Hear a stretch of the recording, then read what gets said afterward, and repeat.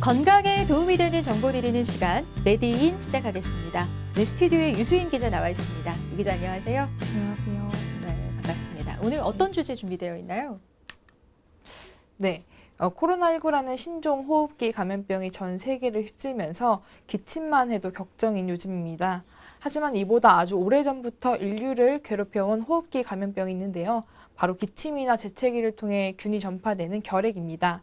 흔히 결핵은 이미 잊혀진 병으로 생각하기 쉽지만 사실 감염자와 사망자가 계속 나오는 현재 진행형 감염병입니다. 오늘 메디인에서는 결핵에 대해 알아보겠습니다. 네, 요즘도 결핵 있는 사람 있어요? 영화 기생충에 나오는 대사입니다. 그만큼 사람들이 이 결핵을 과거의 질병이라 생각하고 또 요즘 사람은 잘 안 걸리는 질병 이렇게 인식을 하는 것 같은데요. 근데 실제로 그렇지는 않다고요? 네, 맞습니다. 결핵하면 먼 나라 이야기거나 옛날 얘기라고 생각하시는 분들이 굉장히 많으신데요. 이 WHO 보고에 의하면 2018년 한 해 결핵으로 사망하는 사람이 150만 명이고 해마다 약 1,000만 명의 환자가 새로 발생하고 있습니다.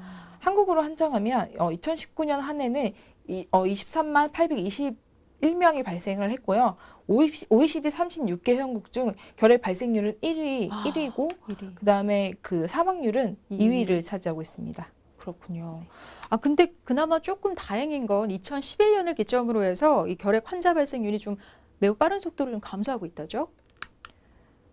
네, 지난해 결핵 신규 환자는 23,821명으로 26,433명이었던 전년 대비 9.9% 감소했습니다. 이는 2011년 이후 8년 연속 감소하며 최근 10년간 전년 대비 감소치가 최대폭으로 줄어든 것입니다. 네, 그러니까 신규 결핵 환자 발생은 좀 감소하고 있지만, 근데 여전히 경계를 늦출 수 없는 상황인 게 65세 이상 환자는 오히려 좀 늘었다고요? 예, 그 국내 결핵 발생의 특징은 노인 결핵 환자의 증가가 매우 두드러진다는 점인데요.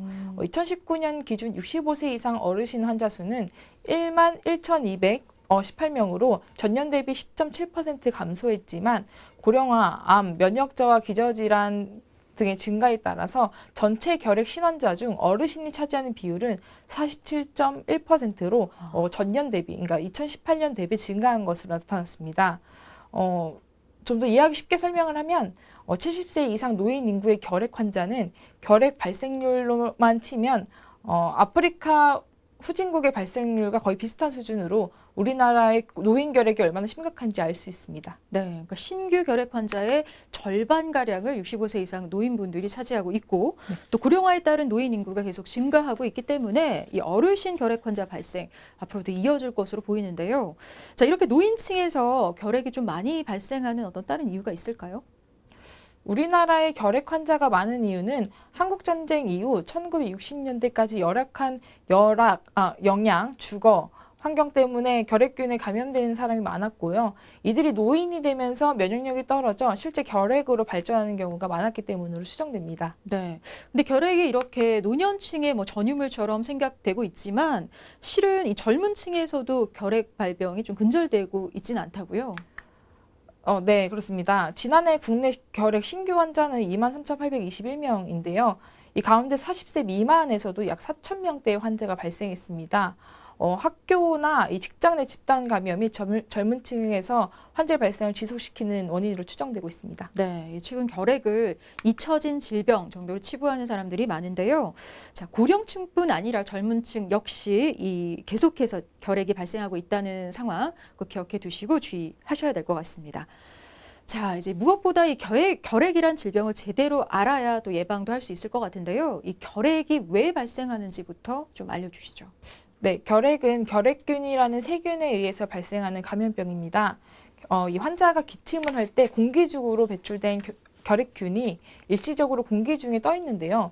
주위 사람들이 그 공기로 숨을 쉴 때 폐로 들어가서 감염이 발생하게 됩니다. 이때 폐로 들어온 결핵균이 증식하면서 염증 반응을 일으키는 것인데요. 결핵은 우리 몸 어디서나 발생할 수 있는데 약 85%가 폐에서 생기고 나머지 15%가 림프절, 척추 등 폐 이외의 장기에서 발생하는 것으로 알려져 있습니다. 하지만 감염됐다고 해서 모두 결핵으로 발병하는 것은 아니고요.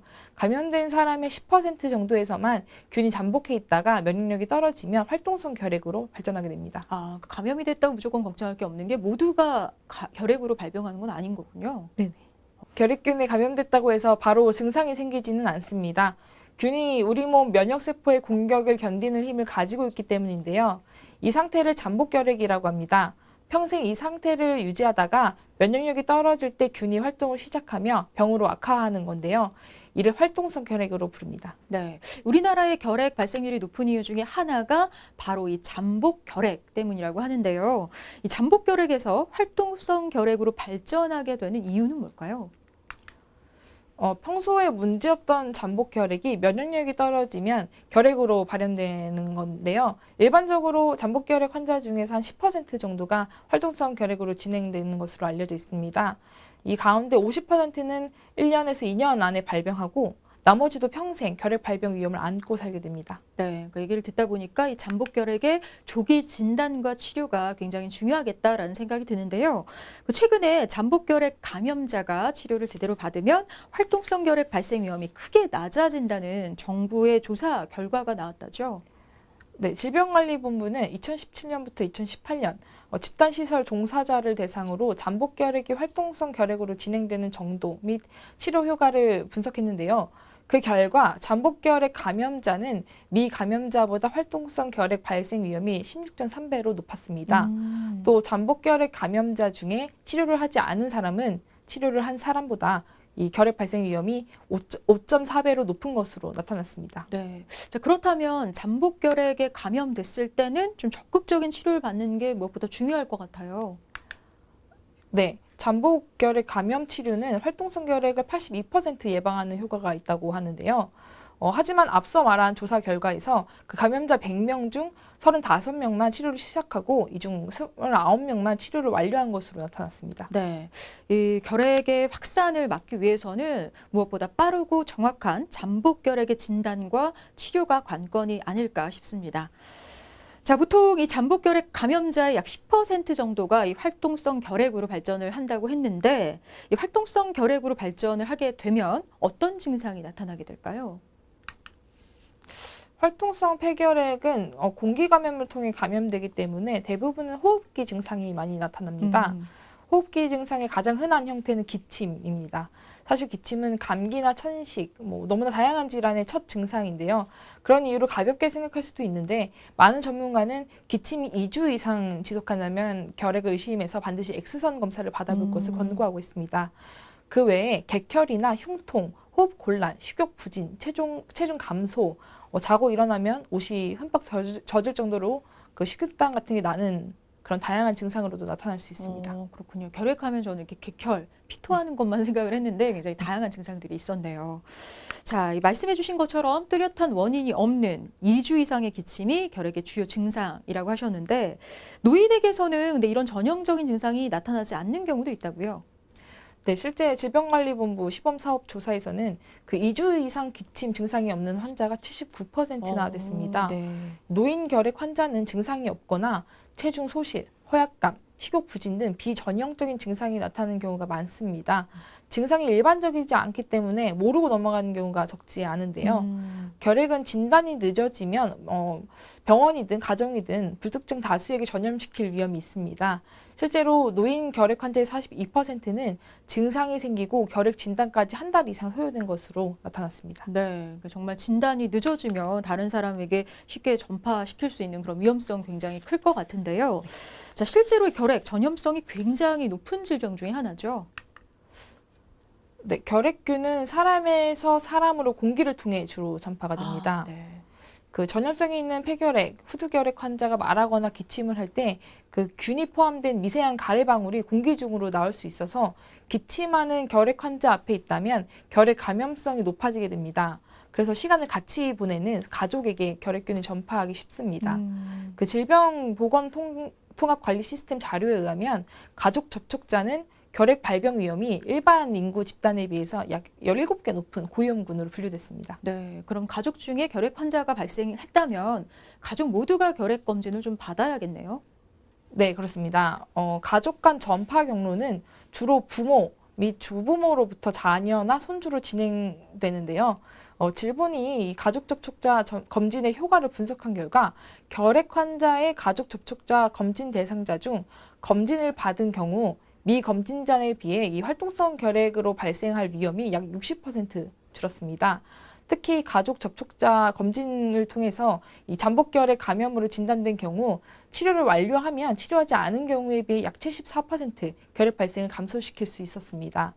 결핵 발병 위험도는 가족 접촉자 검진을 받지 않았을 때가 검진 및 잠복결핵 감염을 치료했을 때보다 약 6.11배 높았습니다. 네, 이 결핵 환자의 가족 접촉자에 대한 결핵 예방 관리 정책이 보다 좀 강화돼야 될 것 같다라는 생각이 듭니다.